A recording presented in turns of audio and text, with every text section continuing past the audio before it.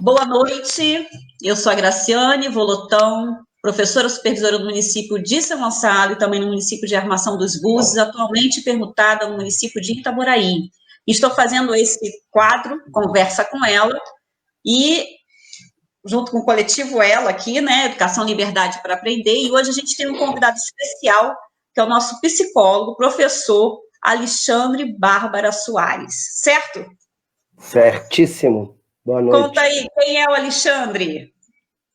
Boa noite, Graça. Boa noite a todo mundo, pessoas e pessoas. Sou professor da Universidade Federal Fluminense, no campus de Volta Redonda, um dos campos da expansão universitária que aconteceu nos últimos 20 anos. Né? Hoje a UF tem 8 campos no interior do estado do Rio.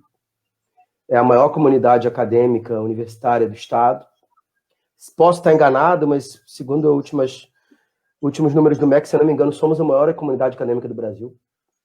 Que maravilha. E estou há 4 anos como professor em Volta Redonda, no departamento de psicologia, já tendo trabalhado muitos anos fora da academia, fora da universidade, né? Trabalhei quase 14, 15 anos da minha vida como no campo da educação popular e da promoção de direitos de crianças e adolescentes. Então, meu retorno à universidade, minha volta à docência, meu reingresso na educação, no doutorado e posteriormente na Universidade Gama Filho e na Uniswan, até chegar à UF hoje, foi uma tentativa de elaborar um processo de trabalho como psicólogo no campo popular, no campo da educação popular, no campo das políticas públicas de assistência social, e pensar de que forma que a gente pode contribuir dentro da educação para a formação de pessoas. Eu não costumo usar muito essa expressão da formação de trabalhadores, porque eu acho que a universidade é muito mais do que isso, mas da formação de pessoas que possam desempenhar atividade-chave na sociedade de forma crítica e transformadora dessa sociedade. É um pouco isso que a gente tem feito nos últimos anos. Bacana, bacana. Então, hoje você está lecionando, mas você já clinicou, é isso? Nunca cliniquei, sabia? Esse é meu primeiro dia de aula na universidade, eu sempre falo isso, pessoal do terceiro período, né? Então, conta pra gente. Eu sou estranho, tem o estranho caso de Benjamin Button. Eu sou o estranho caso de psicólogo que nunca atendeu. Eu sou formado há 21 anos, pela UF, inclusive, me formei na UF, fiz mestrado na UERJ, doutorado na FRJ, mas desde que eu saí da minha graduação na UF, no meio da graduação, no meio da minha formação, né, eu entendi algumas coisas. Uma coisa que eu entendi, que não é simples, não é uma coisa que a gente entende assim, né, eu fui elaborando... Foi amadurecendo, né, o tempo. Amadurecendo. Eu falo que eu fui ruminando. Né? Sim. É que o meu barato não era 1 a 1, era grupo. O que eu gostava era estar no meio de gente. Eu gosto até hoje, meu barato é estar no meio de gente. E a outra coisa que eu fui aprendendo, e eu sou um privilegiado por ter vivenciado aquele curso da UF específico dos anos 90, é que tem muita coisa a fazer através da psicologia a nível coletivo e dentro do que a gente chama grosseiramente de trabalho social. Né? E eu vinha de uma militância estudantil de muitos anos, muito intensificada, e aí eu fui trabalhar, que é onde eu trabalhei basicamente a minha vida toda como psicólogo, na educação popular, com formação de grupos comunitários, de reflexão sobre direitos da criança, sobre redes comunitárias de proteção à infância, redes de mulheres, de suporte mútuo e de desenvolvimento de elos, principalmente entre mulheres em comunidade do Rio de Janeiro. Eu trabalhei muitos anos em Vila Aliança, Bangu, Complexo do Alemão, Complexo da Maré, Santa Marta, Rocinha, em São Gonçalo, numa comunidade que eu não sei se o próprio morador de São Gonçalo conhece, chamado Água Mineral. Sim, com certeza. A Água Mineral fica ali, né? Chegava pela BR, pela Amaral Peixoto, saltava, atravessava a autoestrada correndo. Sim. Para quem hoje passar pela Amaral Peixoto e ver aquela passarela que deve ainda ter lá, tem sim. Aquela passarela, por exemplo, foi efeito de um dos trabalhos que nós fizemos na época, de organização e desenvolvimento comunitário, de identificar demandas da comunidade, problemas para a infância e adolescência, e um dos problemas que na época a gente identificou a escola de ensino médio do outro lado da estrada. já tinham morrido 2 adolescentes e 4 sido atropelados em um ano. Nossa. Como é que a gente desenvolve, por exemplo, uma cadeia, uma rede nesse lugar, que permite aos moradores exercer algum tipo de pressão sobre o poder público municipal, sem que essa pressão necessariamente tenha que ser um enfrentamento direto, mas de construção de documentos, de dados que possibilitem ser encaminhados à gestão municipal e se identificar há um problema a ser resolvido aqui. Foi um trabalho muito bacana, foram 3 anos em Água Mineral, com a Associação de Moradores, inclusive o presidente da época, que sou Donga, morreu esse ano. Agora, durante a pandemia, eu recebi a informação da morte dele. Mas é por aí que eu tenho trabalhado muito tempo, Graciane, assim, nesse tipo de trabalho, né? E muito, de 2004, 2005 em diante, quando o SUS, Sistema Único de Assistência Social, é implementado, eu passei a trabalhar muito com as equipes dos municípios, primeiro no Rio de Janeiro, depois eu fui assessor de equipes técnicas em Recife, São Luís do Maranhão, para desenvolvimento de atividade dentro dos CRAs e CREAs, que é parte hoje do meu trabalho, no meu estágio curricular em Volta Redonda. Eu trabalho com uma equipe de 11 estagiários e com uma colega minha, a professora Bianca, coordenando um estágio na proteção básica do município. Sim.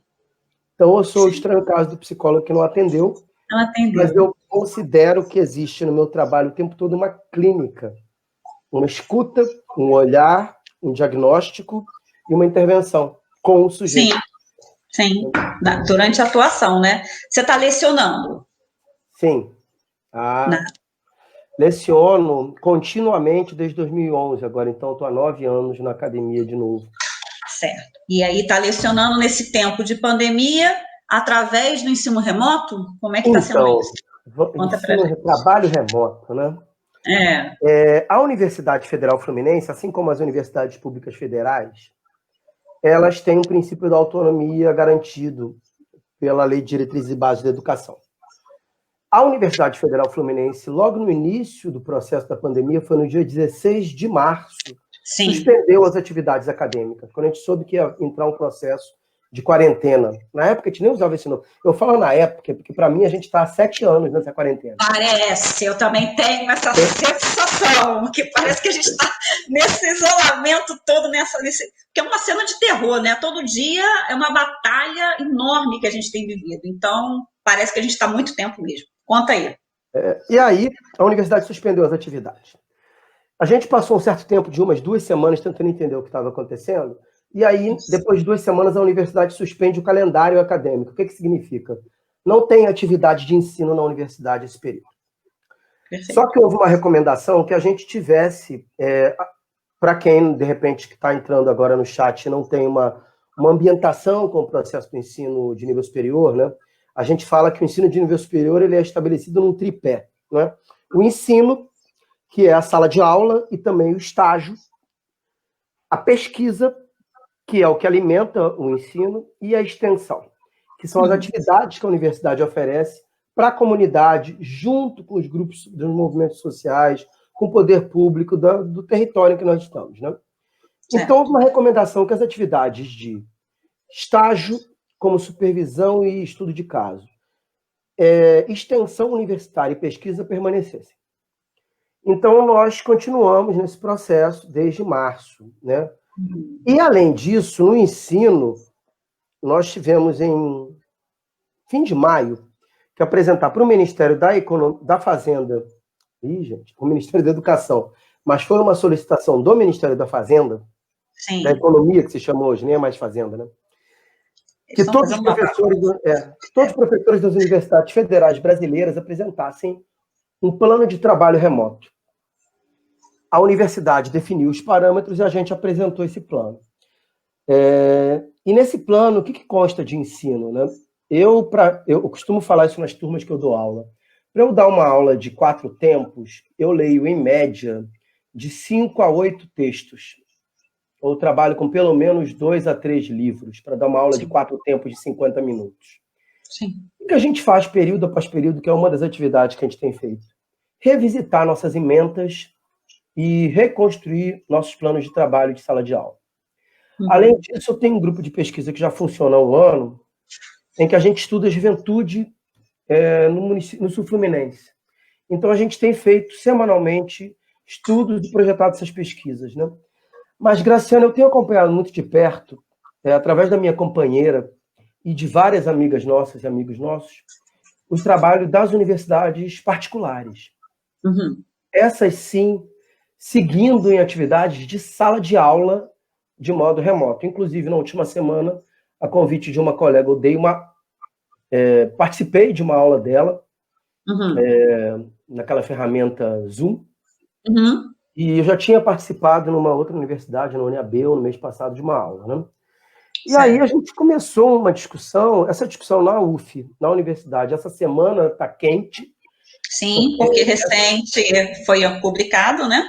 E essa semana a universidade tomou uma decisão de implementar um período de 2 meses em que a gente garanta o que nós estamos chamando de atividades acadêmicas emergenciais, que vão ser feitas de modo remoto com os formandos, né? Ou seja, aquela pessoa que já está, para nosso efeito, 260 horas de integralização de currículo.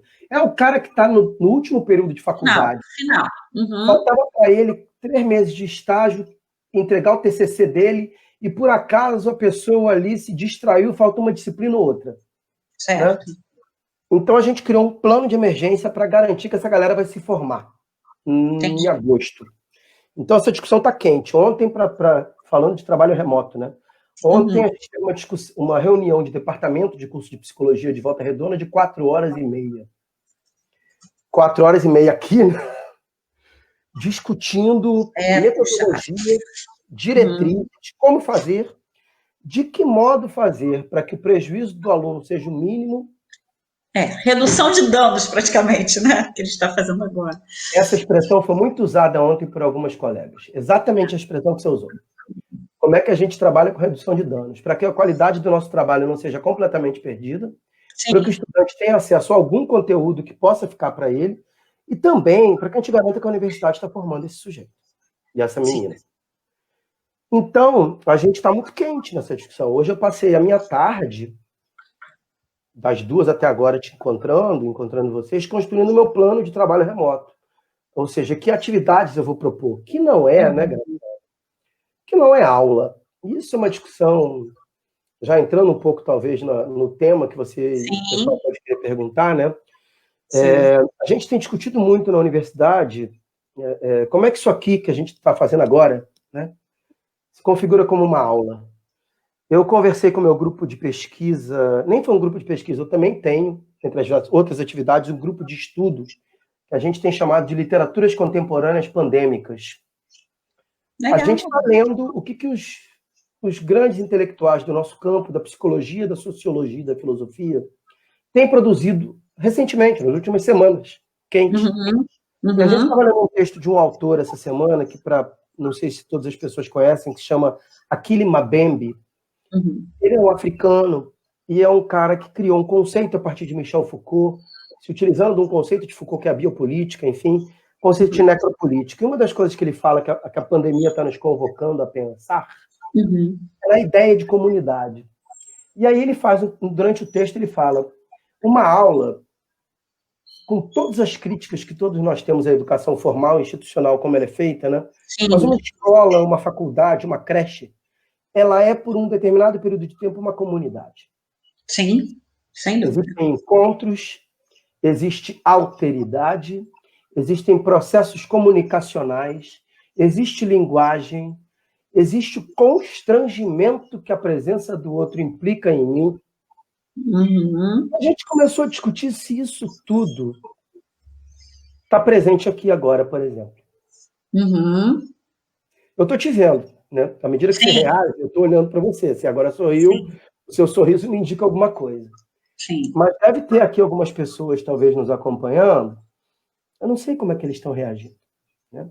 E a presença deles em nada, nesse momento, a não ser que eles coloquem aqui no chat, seu bobo, seu cabeça de melão, mas, via de regra, ou falem, nossa, que legal, mas, via de regra, não tem um tipo de linguagem, tem a linguagem corporal, afetiva e emocional. Então, a gente tem discutido, e essa discussão é muito responsável, né? Não tem, por exemplo, um gato tentando atravessar a tela, como está acontecendo agora, numa aula, né? Vamos não atrapalhar o papai, vamos... Engraçado que o seu gato passou aí, o meu gatinho, que é o meu filho de 18 anos, também passou aqui e quase que derruba a câmera. Olha a situação. Quase que ao mesmo tempo, 2 gatos apareceram. E essa situação não aparece, né, numa sala. E aí a gente está tendo muita responsabilidade nessa discussão de falar o seguinte, né? O trabalho remoto é um trabalho, e ele precisa ser compreendido dessa forma, né? Mas ele é um trabalho que tem implicações que talvez a gente não esteja ainda discutindo aprofundadamente, que não são metodológicas. Houve um certo momento na UF que a gente estava tendo um grande processo de discussão metodológica. Qual é a melhor ferramenta? É o Google Meet, é o Zoom, tem uma nova ferramenta que parece que é excepcional. Qual é o melhor formato? Assíncrono ou síncrono, né? Ao mesmo tempo? Então, filha, não, tá? Não vai participar de hoje da conversa. Olha, todo mundo participar da conversa? Qual o nome? Ela é a Olga. Olga! Diga aí. Mas então, vamos lá, vamos retomando. Esse acontece para a gente organizar o pensamento. Não se trata de uma discussão só metodológica, do que funciona, do que não funciona, do que é melhor, do que é pior no nível de método de ensino, mas político e eticamente, que projeto de sociedade se organiza nesse formato? Por exemplo, né? Que dimensões inclusivas e de exclusão se produzem a partir desse formato? E eu não estou falando só, Graciane, pessoal, por exemplo, que é a discussão mais grosseira que acontece, de quem tem ou não tem acesso aos dispositivos virtuais. Mas é a qualidade desse acesso, é o modo de linguagem, né? Eu tenho, por exemplo, colegas... Ontem aconteceu na reunião que a gente fez do departamento. Tem colegas que são até da mesma faixa etária que a minha, que é uma faixa etária já um pouco mais adiantada, já estamos na casa dos 50 anos, mas que falam para mim, por exemplo, coisas como me custa muito estar nesse espaço. Tem um investimento muito grande, por quê? Para a galera aí que está acompanhando a gente, que talvez tenha 20, 25, até 30 anos, a entrada no mundo virtual fez parte do seu processo de socialização. A galera tinha 9 anos de idade, tinha Orkut, vamos lá, né? A galera com 9 anos tinha lá Orkut, aí posso entrar com uma conta, não posso ter Fotolog, não posso, a mãe deixa. A pessoa cresce naquilo ali. Você me parece uma pessoa bem mais jovem que eu, talvez você tenha passado uma parte da sua adolescência, né, com esses dispositivos, fazendo parte da vida. Sim. Eu abri o meu primeiro e-mail com 28 anos. Foi a idade que eu fui apresentado. O e-mail, prazer, Alexandre e-mail, né?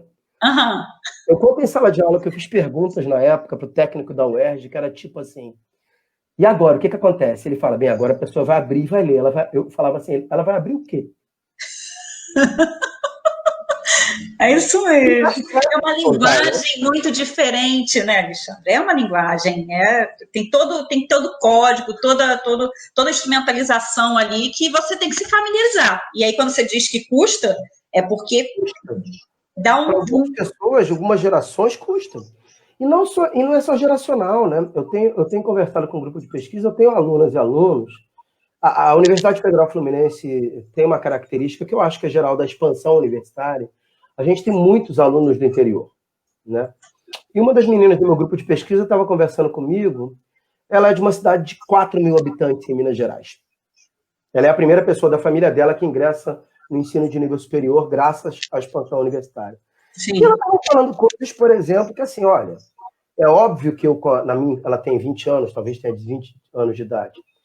É óbvio que eu conheço essas ferramentas desde que eu era criança.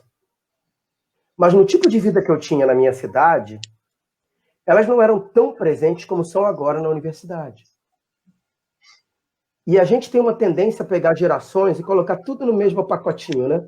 Achando que está todo mundo igual, todo mundo nas mesmas condições, na mesma vibe, né? Na mesma linguagem, e não é assim. Não é assim. E às vezes a galera, né? Principalmente o pessoal, agora os adolescentes, a familiaridade que eles têm com a internet é a partir de algumas ferramentas muito pontuais. Então a galera sabe mexer no Instagram, sabe mexer no WhatsApp, no Instagram, no TikTok. É TikTok, né? Isso. Mas se você pede, por exemplo, como acontece na universidade, viu? Vamos fazer uma busca bibliográfica usando as ferramentas que a gente tem disponíveis na web? É difícil pra caramba. Demanda uma coisa, por exemplo, que é o tempo de resposta. Uhum. A resposta dessa ferramenta, né?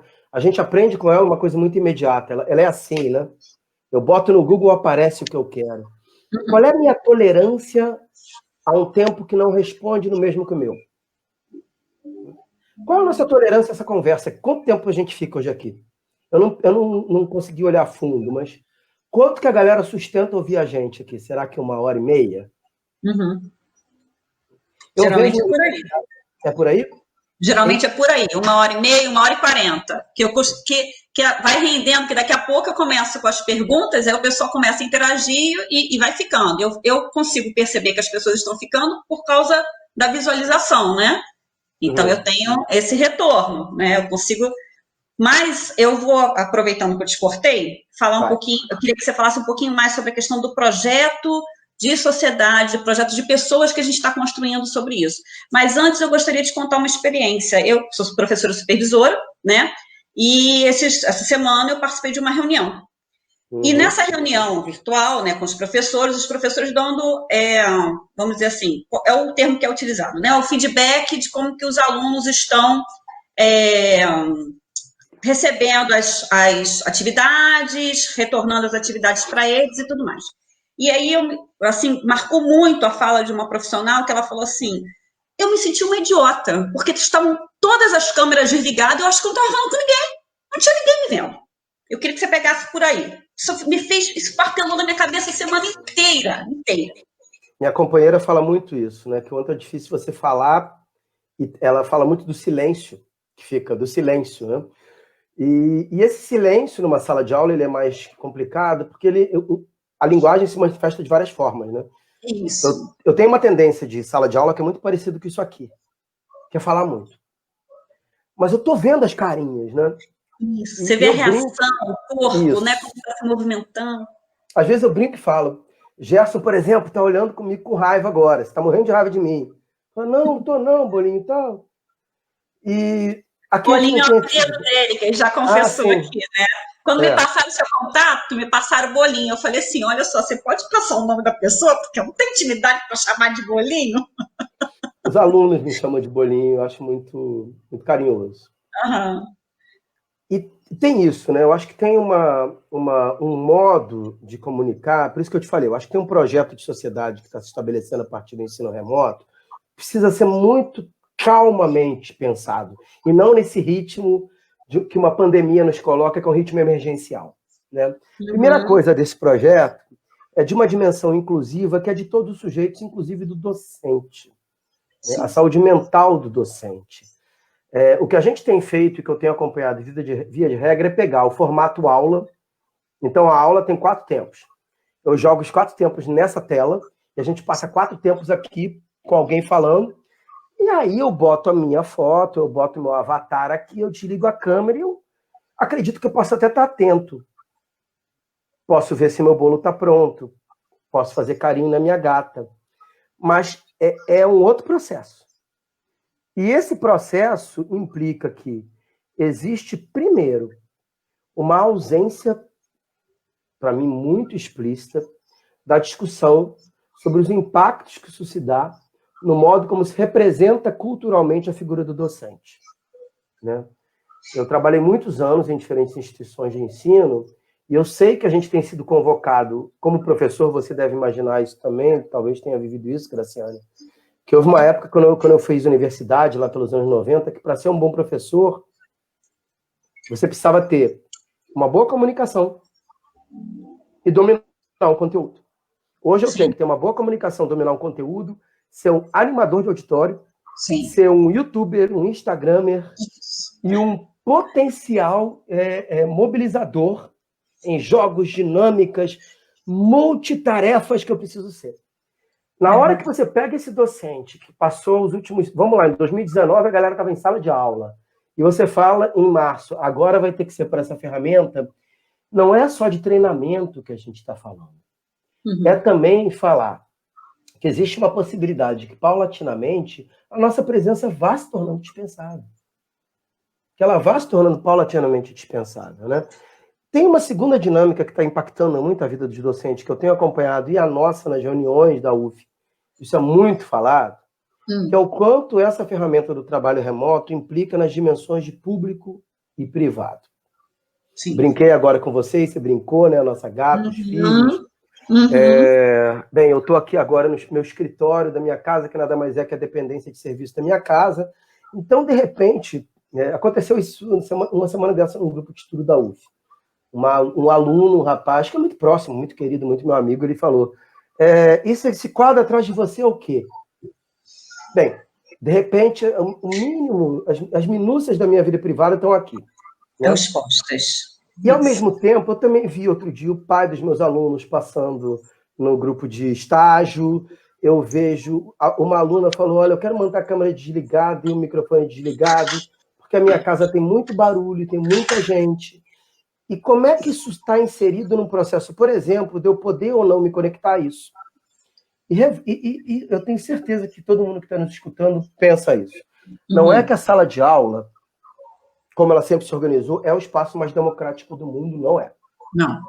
A sala de aula tem 1000 questões. Tem mais adequado também, né, de acústica, de equipamento, não é. E para essa geração, inclusive, né, como é que eu fico 4 tempos dando aula para uma galera que não...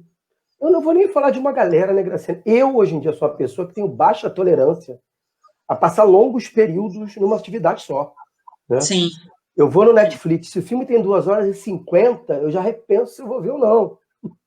Quero ver filme de 1h40, 1h30. Aí você quer pegar a galera de 20 anos de idade e botar sentada numa sala quadrada com cadeira em fileira para ouvir um cara grisalho ficar falando por 3h30. Falando.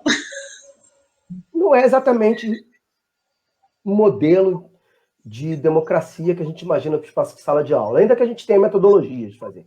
Mas quando a gente vai para a sala por 3h30, institui-se um certo tipo de vínculo e elo que, por exemplo, prescinde de quem sou eu e quem é você nos atravessamentos de classe, e óbvio que eles se fazem presente micropoliticamente na sala. Numa escola pública, por exemplo, isso é muito visível. Mas isso pode começar a ter uma porosidade, né? Ser poroso, como a esponja é, né? Ela deixa passar alguma coisa. A sala de aula é mais porosa nesse sentido. Ela dilui um pouco esses processos muito violentos. E que nesse processo de ensino à distância, por exemplo... Fica exposto. Como é que é o caso de uma grande amiga minha que falou, uma dessas semanas, a gente nesses papos de amigos, ela falou, bem, eu ia para a faculdade dar aula e eram aquelas 5 horas entre o trânsito, chegar, bater cartão e dar aula, que eu não tinha filho por perto. Porque quando eu estou em casa, é a criança do meu lado o tempo todo. Você é a mãe 24 horas, né? E aí? Seu papel é esse. Agora eu tenho que dar aula em casa. É óbvio que ela fala, meu companheiro está comigo o tempo todo. Mas e quando a criança grita, mamãe, mamãe, mamãe, quero mamãe, eu sei que mamãe está em casa. Eu sei que mamãe está em casa. Mamãe está trabalhando, mas mamãe não saiu de casa. Como é que a gente faz, por exemplo, com todos esses processos que envolvem, que passamos a ser nós individualmente, essa é uma segunda dimensão importante política do processo, a ser pensada, elaborada, discutida de maneira ampla, né? Não é uma resistência, mas o que está em discussão? Outra questão, como é que a gente coloca em discussão que todo esse processo do ensino remoto ainda é profundamente individualizante? O espaço da escola, da faculdade, da universidade, ele é compartilhado. Esses espaços são privados. O computador é meu, o computador é seu. A internet sou eu que estou pagando, a sua internet você está pagando e quem está nos acessando está pagando. Sim. Tudo isso individualiza demais o processo e deixa muito pouco latente, explícito, o caráter coletivo desses processos.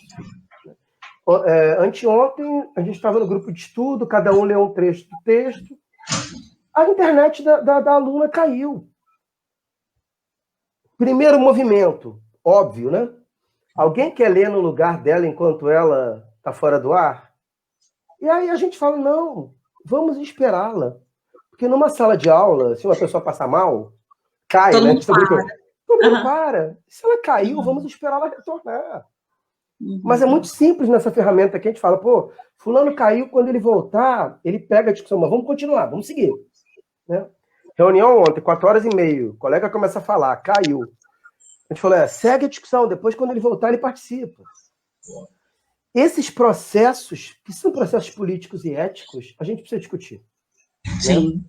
Para além dos óbvios, né? Que é, por exemplo, como é que você pensa uma educação inclusiva num país em que até hoje 40% da população é literalmente excluída digital, né? Os planos de telefonia móvel das grandes empresas são vendidos a R$ 9,90, acessando apenas as redes sociais, WhatsApp, Instagram e Facebook, né? Como é que você inclui as pessoas em processos como esse, né? Teve uma situação dramática.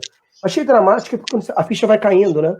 Sim. Conversando com minha companheira, ela Vai falando... processando, né, a informação, né? Exato. E ela falava, bem, a aluna nunca aparece, o nomezinho dela nunca está ali na aula. Aí veio cobrar, veio pedir nem veio cobrar, veio me pedir se podia enviar o material para ela, eu fiquei fula. Mas ela falou, professora, eu não tenho pacote de dados para ver 5 aulas por semana.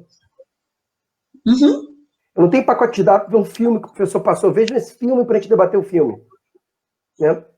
Ao mesmo tempo, a gente teve essa discussão na universidade mês passado, e a universidade falou da possibilidade de comprar chips para serem distribuídos. Como é que a gente faz isso com uma universidade como a UF, que só no último ano, os cortes que foram feitos pelo Ministério da Educação implicaram só para a UF numa perda em torno de 6 milhões por mês do nosso orçamento bruto, né? A gente vem pedindo, só uma pausa aí, que isso aí, para mim, é fundamental. Eu já coloquei em vários artigos e tudo. Emenda constitucional, tem que derrubar essa emenda constitucional urgente, está acabando com a universidade, está acabando com o ensino público, acabando com a saúde, com a pesquisa. Continua. Não, é isso. Eu estou pagando aqui a minha internet, liguei para a Claro outro dia, falei, aí, pô, tá caindo muito. E, bem, o plano foi reajustado esse mês. O meu salário está congelado até 2029, talvez? Isso. E pela última PL, que ainda não foi votada pela Câmara nesse processo, mas está lá para ser discutida em plenário da Câmara, que as nossas progressões de carreira, né, para quem não está habituado com isso, eu gosto de explicitar isso, né? Eu estudei 21 anos da minha vida ininterruptos, né? São 9 no ensino básico, 3 do ensino médio, 5 da universidade, 2 de mestrado, 4 de doutorado. Se as contas estiverem certas, dá perto de 20 anos isso, 21 anos. Então, eu estou hoje naquilo que se chamaria do topo da carreira, da ascensão profissional de alguém da minha área. Meu salário hoje, na minha conta bancária, como professor de uma universidade pública federal, é de R$ 7.500. É esse o salário, é essa fortuna que ganha um professor de universidade pública federal na mais alto patamar do ensino do Brasil. É esse o valor que a gente ganha. Depois de 3 anos numa universidade, eu posso pedir o que se chama de progressão de carreira, apresentando os comprovantes de que eu publiquei artigos, de que eu fiz projetos de extensão, que eu tive projetos de pesquisa, e eu ganho uns R$800 a mais. Até eu poder bater um teto que, hoje em dia, para um professor, o teto vai bater em R$10.500, em torno disso. Só que esse teto, as nossas progressões estão congeladas por um período. Esse cenário se coloca. E eu até falo o seguinte, num cenário tão precário quanto o que a gente está vivendo, é muito fácil direitos serem tomados como privilégios. Eu converso muito com estudantes, né? Meu salário está caindo na conta, todo mês. Né? Eu estou trabalhando de casa. Com todas as implicações, trabalhar de casa tem positivas e negativas, né? Uma negativa que é a outra dimensão público e privado que não se coloca, né? As colegas que têm filhos, com toda razão, marcaram uma reunião para segunda-feira, 20h30. Que é a hora que o companheiro dela chega do trabalho, jantou, pode ficar com a criança. Sim. Bem, então aquele meu trabalho como professor, que quando dava 7, 8 da noite, eu chegava em casa, ia comer minha sopa e ver meu jornal, agora eu vou trabalhar até 11 horas, às vezes. Sim. Né? Eu recebo por WhatsApp mensagens de alunos, esses dispositivos são dispositivos que têm hiperinflacionado a nossa comunicação de madrugada. Sim. E eu tenho escutado de docentes, principalmente das escolas e das faculdades particulares, que a proliferação da comunicação virtual tem provocado uma massificação de contato que pode sim provocar uma banalização do vínculo. O que eu estou querendo dizer? À medida que uma professora está acessível a qualquer momento, sob quaisquer condições, por que não fazê-lo? Muito se perde aí, por exemplo, de um tempo de reflexividade que era fundamental. Graciane, quantas vezes eu saí de uma prova fulo da vida com o professor, recebi minha nota, olhei e falei, desgraçado, como é que ele fez isso comigo? Eu me matei de estudar. Aí eu tinha aqueles 2 dias até encontrar o cara de novo para engolir a seco aquela raiva, pensar, tudo bem, vou acalmar. Eu tenho recebido relatos de colegas que falam, olha, chega um WhatsApp 11 da noite falando que o professor não entendi minha nota. A ferramenta convoca isso, né? Sim. Assim como o Facebook convoca que a gente... Eu não estou no Facebook há 2 anos, 2 anos que eu saí do Facebook já. Mas quando eu estava no Facebook, um dos motivos que me fez sair era muito essa dimensão de entrar lá e ter uma coisa escrito, o que está acontecendo primeiro, né? O que está acontecendo, depois o que você está pensando. Nem sempre que eu estou pensando eu quero que as pessoas saibam, não. Às vezes eu tenho que elaborar, né? E esse tempo de elaboração também está se perdendo nesses mecanismos. E tem um último que eu queria falar, que é da questão da exclusão, né? Dos processos de sofisticação e de incrementação da exclusão que a gente tem produzido. Que é, o quanto a gente ainda não pensou nessa ferramenta, por exemplo, nas populações com múltiplas deficiências. Sim.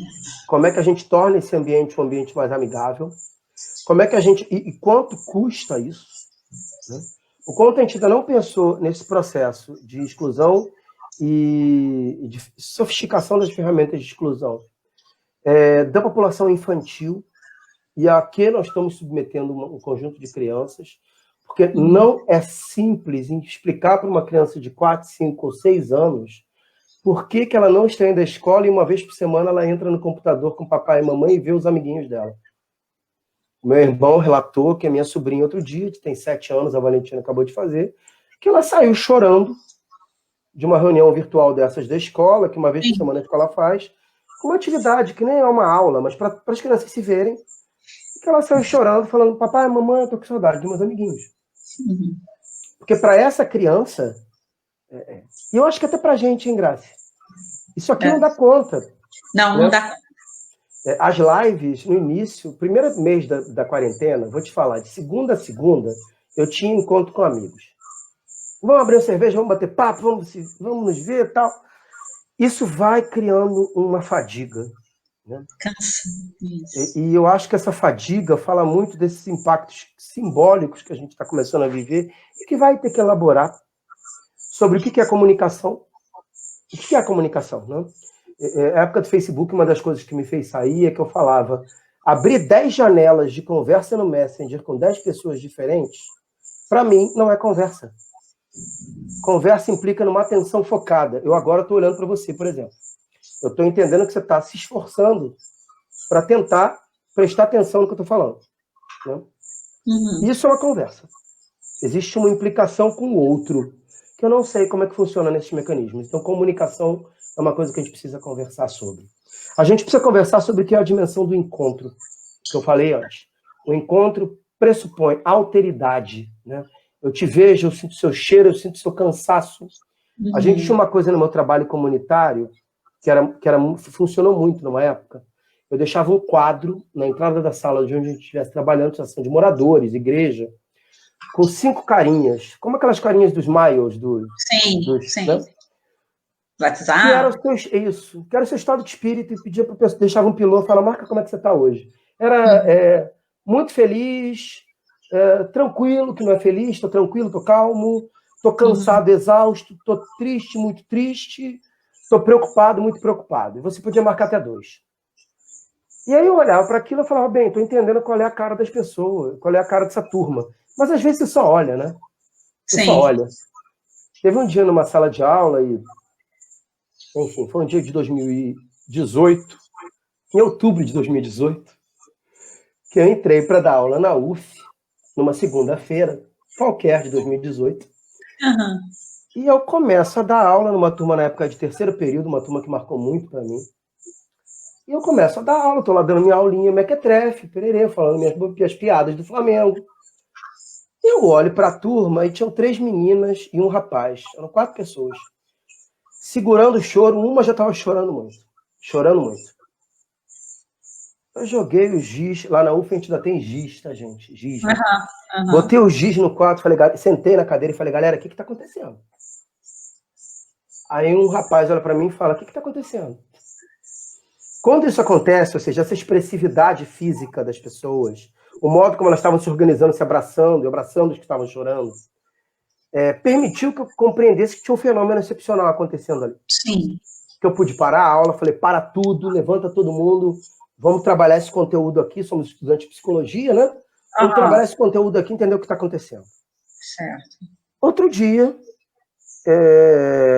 numa aula, uma colega me relatou que uma aluna simplesmente saiu da aula, fechou a janelinha aqui, fechou a câmera, e que a garota estava tendo uma discussão horrenda com a mãe em casa durante a aula, que ela estava dando online. É óbvio que esse espectro do público-privado, do encontro, da alteridade, não estava. Ela desligou a câmera e foi embora. Não podemos fazer nada nesse processo. Certo. Essa possibilidade da alteridade, que é literalmente esse exercício que o Guattari, o Félix Guattari, fala que é um exercício impossível de se colocar no lugar do outro. Mas ele é um exercício necessário. Né? A alteridade, a gente precisa se colocar no lugar do outro, ainda que seja impossível. Né? Eu falo, para exemplificar isso, assim, eu, Alexandre, homem, branco, hétero, dotado de todas as minhas posições de privilégio, eu jamais vou entender o que é para uma mulher entrar no vagão do trem da Supervia às 10 horas da noite. Eu não posso dizer que eu sei o que é essa experiência, mas eu tento me colocar nesse lugar, eu faço um esforço para ouvir e me colocar nesse lugar. Então, essa alteridade, a sala de aula permitir. A gente precisa desenvolver ferramentas para que isso seja possível aqui. A gente precisa permitir que a dimensão do que é pensamento e resposta... Você vê que eu estou falando aqui abruptamente, sem parar, maniaticamente, como a gente fala, há 44 minutos. Algumas vezes você parou para conversar comigo. Certo. Eu não estou vendo quem está participando aqui.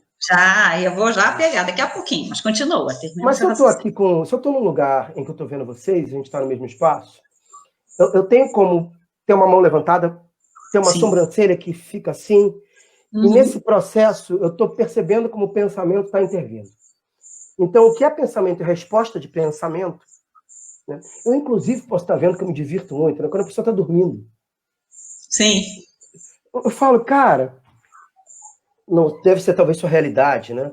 Você chega para dar aula, eu chegava em Bom Sucesso na faculdade que eu dava aula de 6h30 a 10 da noite.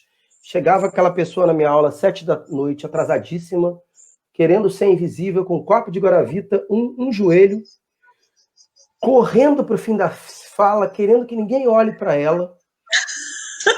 E aí chega o desgraçado do professor e fala, e agora, gente, vamos, né, aproveitar que a fulana chegou? E brinca para tentar descontrair.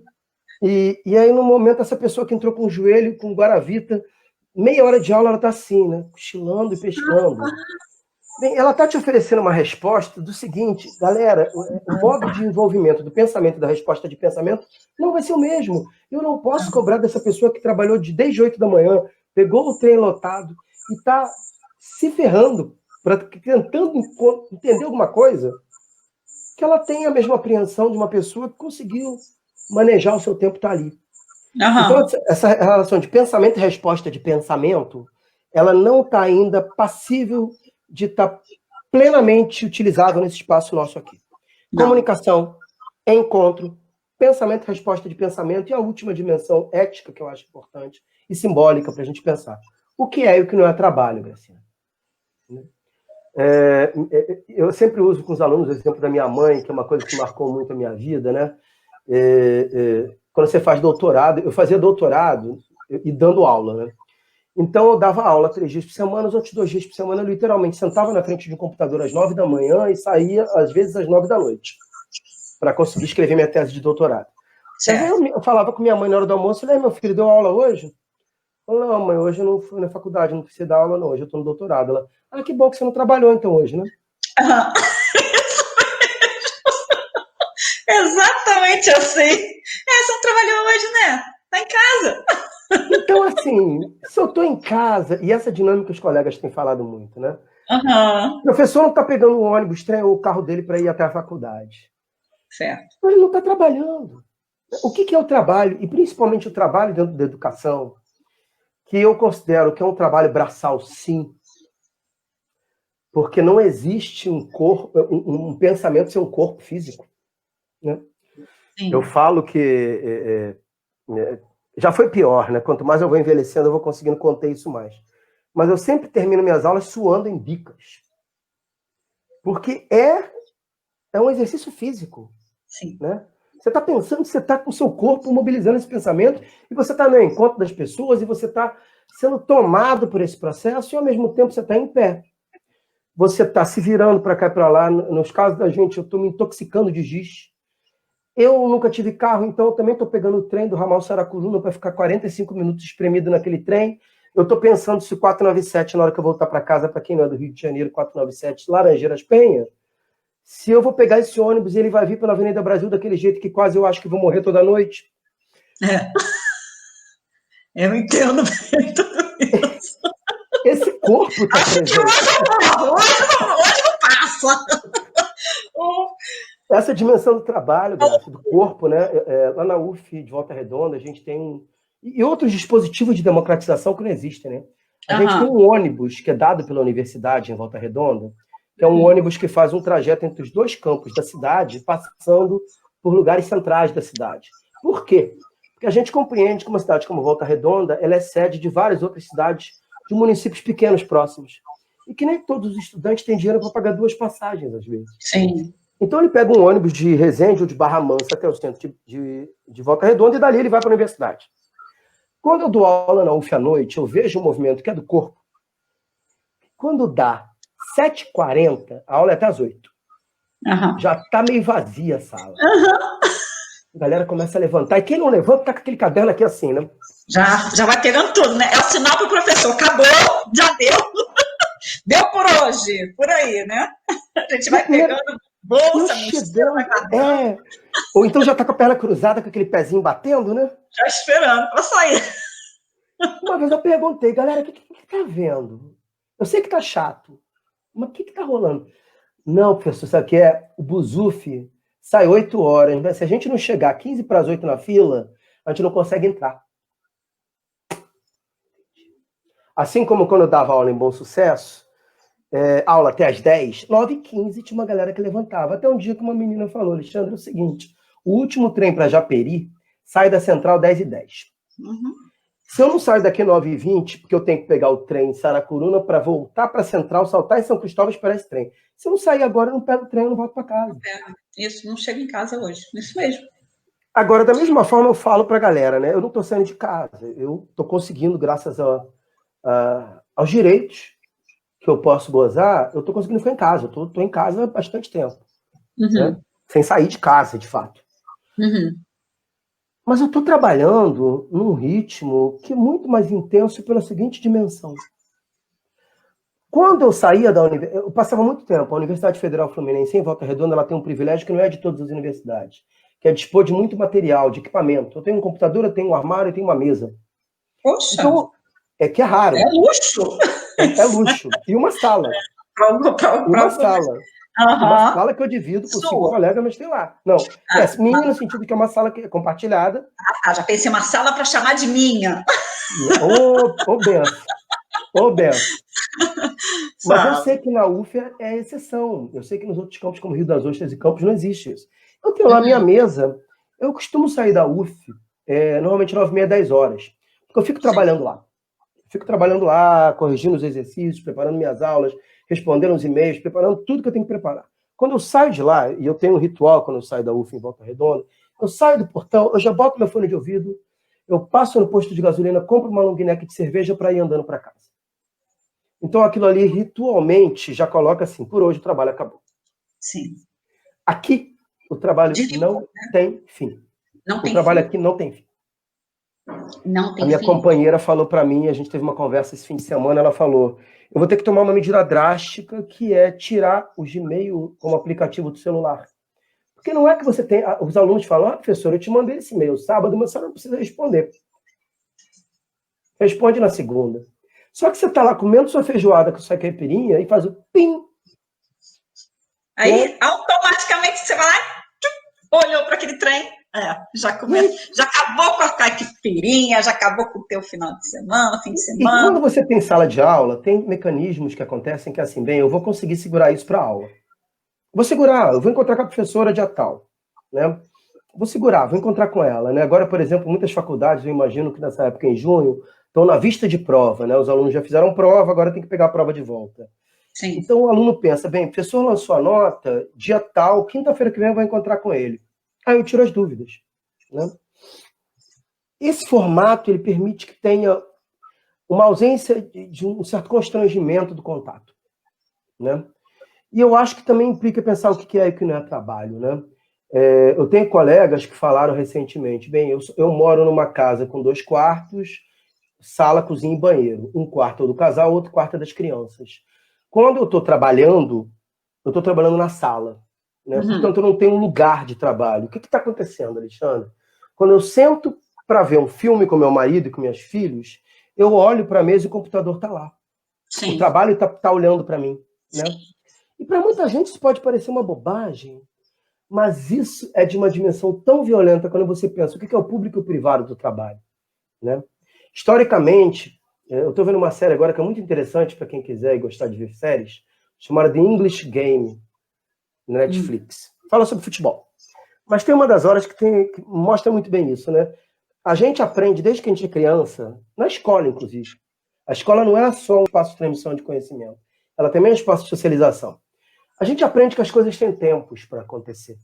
E que os encontros têm tempos determinados para acontecer também. Aí nessa série tem uma coisa dos trabalhadores ouvirem o apito da fábrica, aí na hora que o apito toca, os casais podem se beijar, os amigos podem rir, eles podem ir juntos para o pub lá na Inglaterra, onde é a série, eles podem ver o futebol, né?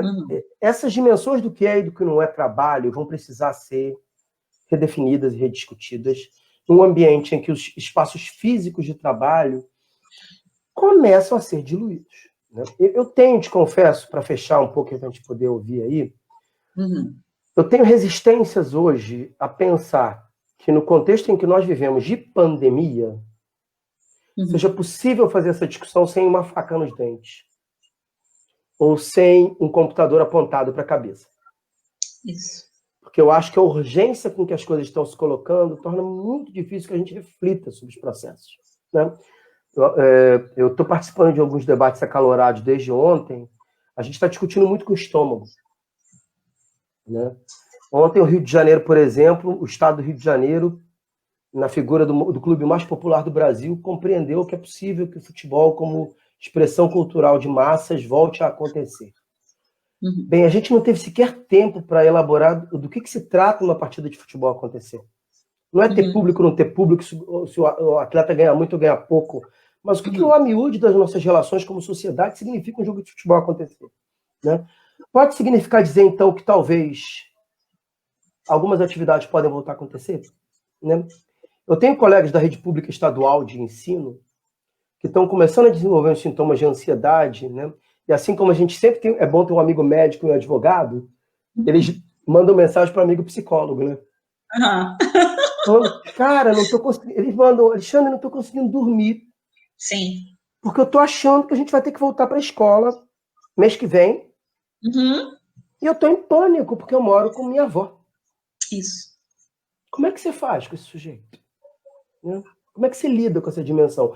Eu tenho, e óbvio que isso fala das diferentes formas de exclusão e inclusão, né? Tem muitos amigos meus, não são poucos, amigos e amigas minhas, de classe média, que já tomaram uma decisão. Seus filhos não voltam para a escola esse ano. Eles falam, prefiro que ele perda com um ano, tudo bem, esse ano é recuperável.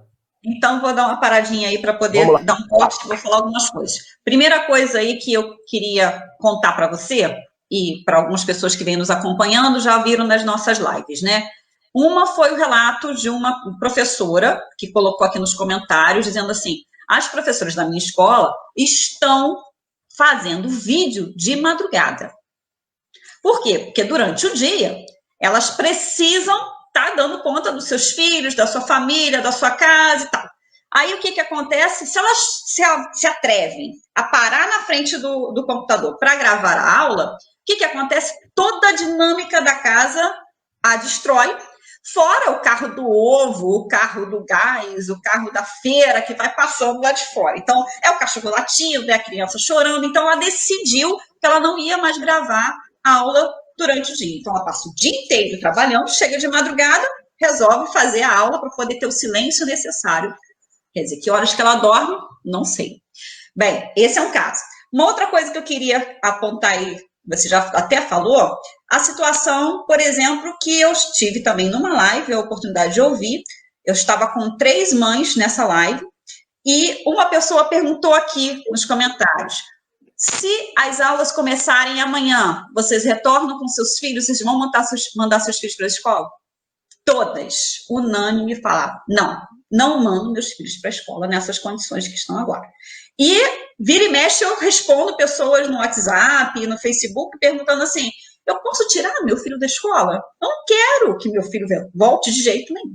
Então, só algumas coisinhas assim que da sua fala veio à minha mente, né, que eu gostaria de compartilhar. Aí, antes de voltar a palavra para você, eu vou dar só uma lidinha rapidamente aqui nos comentários, que a gente já está com 50 e poucos minutos, para a gente poder aqui ter a oportunidade de responder aos colegas, né? Nós temos a Thaís aqui conosco, boa noite, Maristela, a Dilcineia Vieira, cheguei também, Maria Souza Rocha está aqui, a Dilcineia, boa noite, vamos lá, Nay Medeiros também, isso aqui foi logo no início, Celso de Souza também está aqui, boa noite, excelente live, obrigada, vou fazer uma live também com o Celso, professora Nilva, boa noite, saudações, Edir Tereza está aqui também, boa noite. Vanelli Chaves, boa noite, estamos aqui para trocar, aprender. Shirley Victorino também aqui com a gente. Cláudia Malta. Professora Nilva, redução de danos, verdade. Professora Gildo, Rosana Gildo. Shirley está aqui, dizendo que é maravilhoso, está gostando da live. Boa noite, a Joelma Silva, boa noite, excelentes abordagens. Aí agora aqui eu acho que começaram as perguntas, vamos lá. Celso de Souza, professora Alexandre, boa noite. E como os docentes estão absorvendo a realidade do trabalho remoto? Há um desgaste maior? Forte abraço.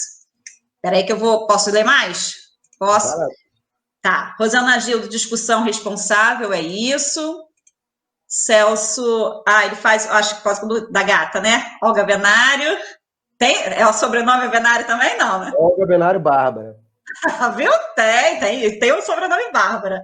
A Shirley fala da questão, falando, né, Victorino? Fala da questão do acordo coletivo entre comunicação e reconhecimento. Em aulas remotas, como pode se dar reorganização de aulas nesse formato? Ok? Tranquilo? Joana Miranda está aqui também, boa noite. Samir Pérez Mortada está aqui também com a gente. Samir é um grande amigo, professor. É amigo?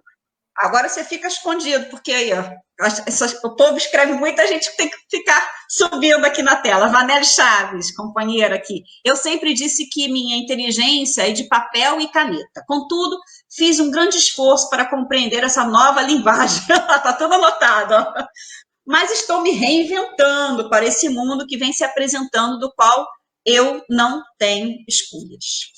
Aí Vanelli ainda coloca aqui, chamando uma outra colega para participar, vendo aqui o debate. Suzana Souza, tem professor que só faz vídeo e envia, colocando aqui essa questão também. Shirley traz mais coisas aqui para a gente, ó. Há um professor de língua portuguesa na UF que trabalha com a multimodalidade, ministrando aulas para jovens. No entanto, ele se surpreendeu ao perceber que muitos alunos não dominam o mundo digital. Na execução de atividades como, por exemplo, a construção de memes, que unem imagem e uma concisão lexical para dar sentido, não acessam a construção simbólica. Comentário aqui bacana. Classroom Influencer, o Samir Pérez Mortada, destaca aqui. Acho que era aquela hora que você estava falando, né? Tentando lembrar quais eram os nomes, né? YouTubers e tal. Shirley Victorino, muito bom. Isso, professor, muito delicada essa questão público-privado. Muito bem. Suzana coloca aqui também, muito bom, questão de compreensão, excelente. Shirley complementa aqui, partitivo. Shirley também, transposição, segue o fluxo, complexo demais, muitas desigualdades. Ela está fazendo uma reflexão aqui com a gente, bacana, Shirley, obrigada, viu? Sempre. Samir Pérez Murtada, perfeito. Nívia Angélica, companheira também, muito divertida a live, que bom.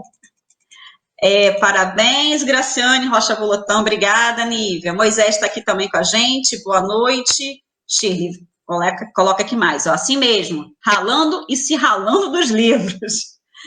Deixa eu ver se tem mais alguma coisa. Vamos dar uma paradinha aqui para a gente poder dar uma discutida. Vamos lá. Conseguiu aí?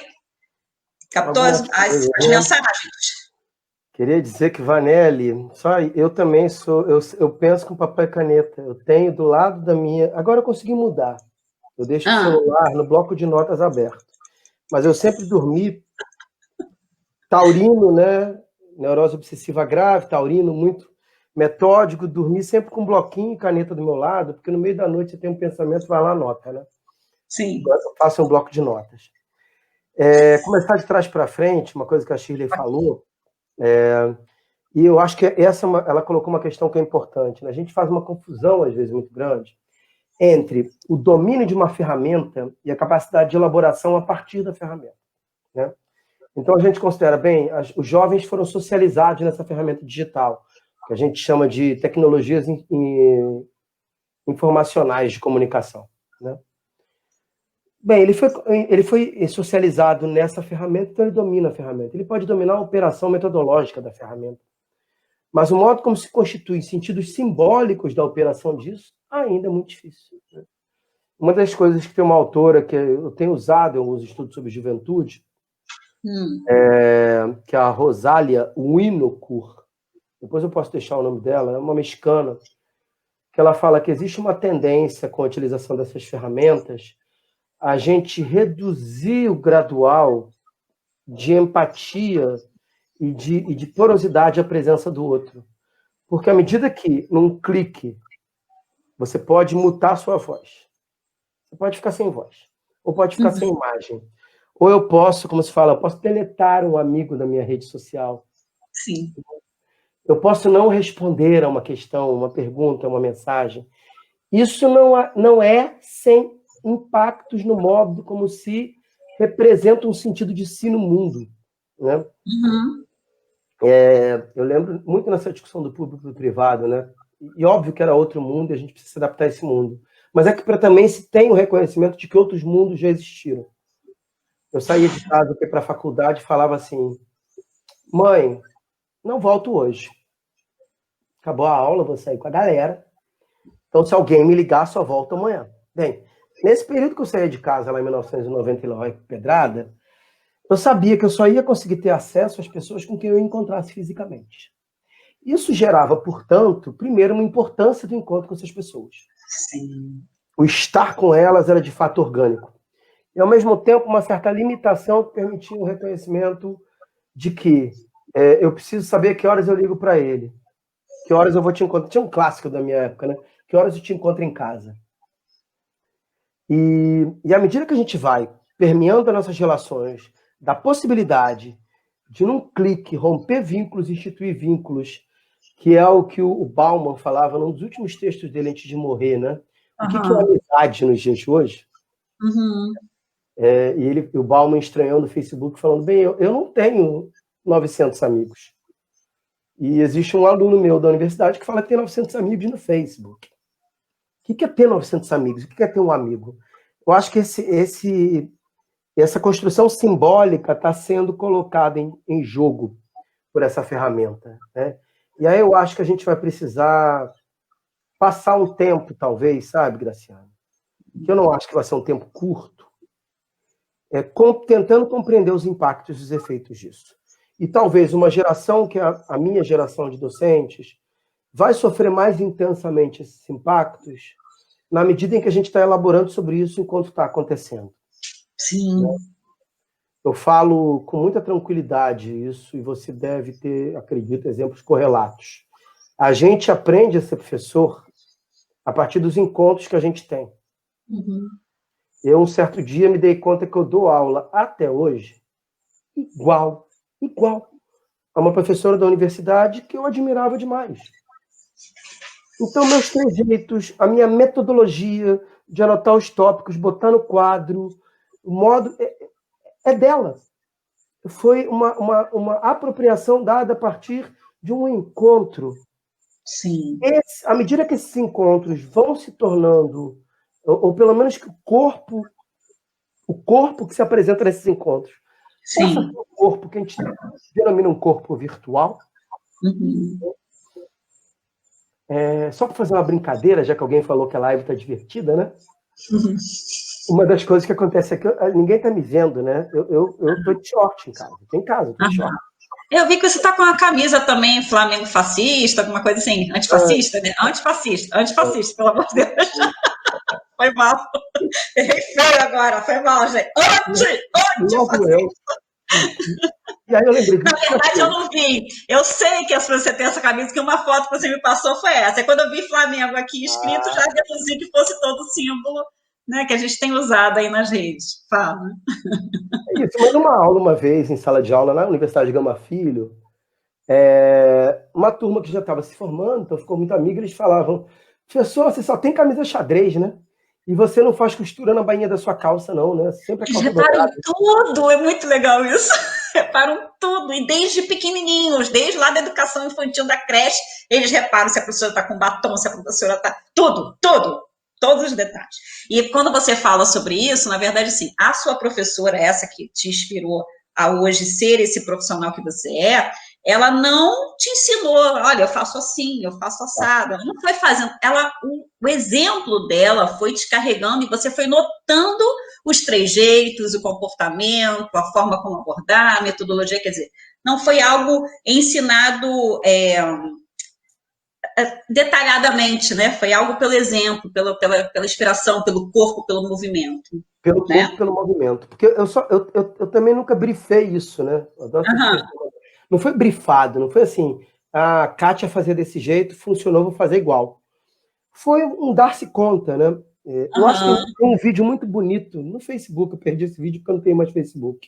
Eu nunca mais encontrei, de um filósofo chamado Gilles Deleuze. O Deleuze é muito querido, não. E o Deleuze, ele fala o que é uma aula, né? E ele fala, uma coisa que uma aula é nada mais, nada menos que um encontro de corpos, né? E não é insignificante quando o cara está distraído. Eu estou falando uma porção de coisa que eu acho que é super importante. Ele está prestando atenção na bainha da minha calça. Mas isso é a construção de um vínculo simbólico. Sim.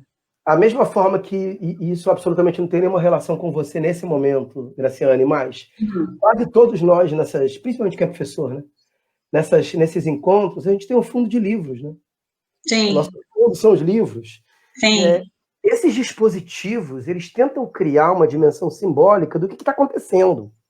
Sim. Eu podia estar no sofá da minha casa, eu podia estar no meu sofá agora, com a gata no colo.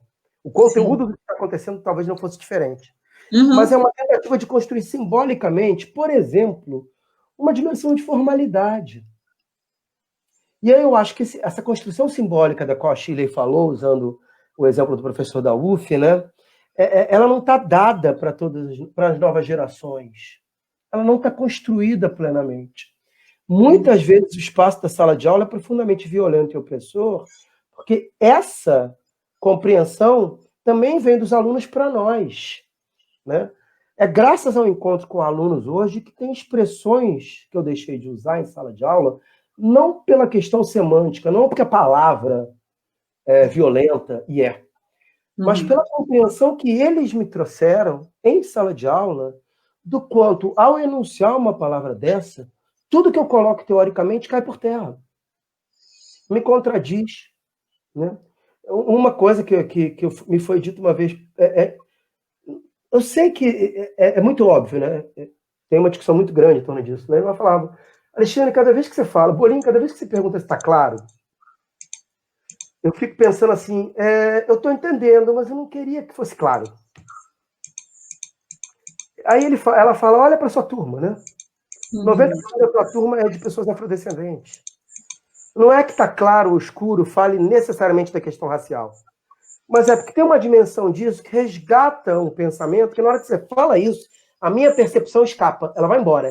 Você está falando uma coisa super interessante, mas quando você mete o claro no papo, por 10 segundos eu me distraio. Eu falo, porra, é sempre claro, né? Não, tudo bem, claro é porque botou uma luz numa discussão, mas eu escapo. Certo. Falo, bem, se uma aluna minha, que trabalha comigo, né? Isso é uma outra coisa que a gente tem que conversar muito, né? O aluno não é nosso, né? Sim. Ah, meu estagiário. Tudo é propriedade, né, na nossa fala, meu né? Meu aluno, Tudo é propriedade, Quando os alunos que estão conosco falam coisas, numa sala de aula, quando eles levantam a sobrancelha de uma coisa que a gente fala, eles estão nos apontando questões simbólicas também, né? Um colega meu, não meu necessariamente, mas um colega numa discussão política recentemente, ele falou assim, conversei com os alunos que estão se sentindo ficando para trás, porque alguns alunos de particular estão tendo aula e eles não. Sim, a gente tem ouvido muito isso mesmo. E eu conversei com ele o seguinte, tentando manter, né, a formalidade acadêmica, né? Eu falei, bem, o que você sabe, companheiro, é que alguns alunos estão tendo atividades. Essas atividades podem estar sendo denominadas de aula, mas o que está acontecendo você não sabe. E aí tem uma coisa eu não lembro quem perguntou, foi um homem, né, se há um desgaste maior. Eu não sou estudioso do campo, mas é muito visível que para quem tem semanalmente entrado nas ferramentas virtuais das faculdades e das escolas para trabalhar com turmas, o desgaste tem sido muito intenso. Vê se foi esse aqui, ó, Celso. Celso. Um péssimo gosto para futebol, mas uma pergunta muito interessante, né? Brincadeira. Pro perfil do futebol. Eu nem vou falar meu time, porque eu acho que você também tem um péssimo gosto para futebol. Celso, grande Botafogo dando exemplo agora, Celso, tô brincando. Mas Celso poderia perguntar isso, né, Celso? Assim, é difícil falar se tem um maior ou menor desgaste, né? Porque isso não é uma linha homogênea. Mas o que é possível afirmar é que não é sem desgaste. E é isso que precisa ser colocado em discussão. Né? Se acredita, por exemplo, que o distanciamento provocado pelas ferramentas virtuais tira muito das tensões que a presença de sala de aula coloca. Entretanto, coloca outras tensões e outras questões, muitas delas a gente já falou, que são profundamente provocadoras de sofrimento e desgaste. Né? Não são poucas as pessoas que são muito próximas a mim, que nesse dia 19 de junho estão assim, eu só quero que acabe. Só quero que acabe. Eu ontem, acabou a reunião de 4h30 de uma reunião de departamento, para quem é professor, que participa de seus grupos, né, de professores, 4h30 de reunião, que você tem vontade de esgrimar com o colega, né? De falar, peraí, alto lá, como é que você fala um negócio desse? Peraí, não concordo contigo. E acaba 4h30 de uma reunião dessa, eu falo, se fosse uma reunião presencial, eu ia falar, galera, vamos pro bar. Precisamos de um bar. Aí ontem, uma grande amiga minha que trabalha comigo, ela me escreve no WhatsApp falando, amigo, eu preciso de uma conversa depois dessa reunião. Preciso de um bar. Eu falo, eu até preciso também, mas não pode ser assim. Eu não aguento mais olhar para a tela. Eu não aguento mais usar fone. E não aguento mais ficar sentado nessa cadeira. E esses desgastes não são pequenos, né? Quando eu saía da faculdade, eu encontrava professoras amigas minhas que falavam, bem, preciso pegar o carro rápido porque eu tenho que chegar em casa para pegar meu filho acordado, né? Para ele não dormir no fim da aula. Sim. Mas ela saía correndo e tinha uma coisa, por exemplo, que é um processo que quem é professor compreende, que a aula é atuação. Na psicologia a gente fala muito isso. A aula é um atuar. Não é atuar porque é falso ou porque eu estou interpretando um personagem, mas tem todo um processo que você tem que promover para garantir que aquele sujeito que está ali, em algumas situações extremamente cansado, se sacrificando para estar nesse espaço, fazendo uma economia entre perdas e ganhos, né? Eu tenho um profundo respeito pelo cara que passa 8 horas por dia trabalhando para pagar a mensalidade da faculdade, para conseguir dar aula à noite, para jamais brincar com o fato dele cochilar na aula. sabe? Esse cara está fazendo um sacrifício que a gente não tem dimensão do tamanho desse sacrifício, ou os estudantes de EJA, né? Do ensino de jovens e adultos nas escolas de ensino médio. Então, quanto esse sujeito está querendo estar ali? E estar ali, às vezes, para ele é muito sacrificante, né? Então, na hora que eu estou nessa aula, eu estou atuando para garantir que isso seja um espaço ao máximo acolhedor, propiciador de conforto para esse cara, né? Que ele se sinta leve, que ele não se sinta coagido, que ele não se sinta reduzido, que ele se sinta parte do processo de conversa. Tudo isso exige. Dar aula não é despejar 3 horas de informação.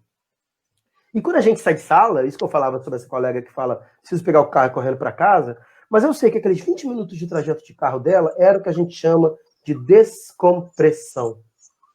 Você sai da aula e você dá aquele... Vamos lá, vou pegar o 497, botar minha música barulhenta no ouvido. Quando eu estava aula na Gama Filha, eu saía da aula, comprava uma latinha de cerveja e ia pegar meu trem, né? Aqui, hoje em dia, ontem eu saí de 4h30 de reunião e eu estou no mesmo lugar. Mesmo lugar.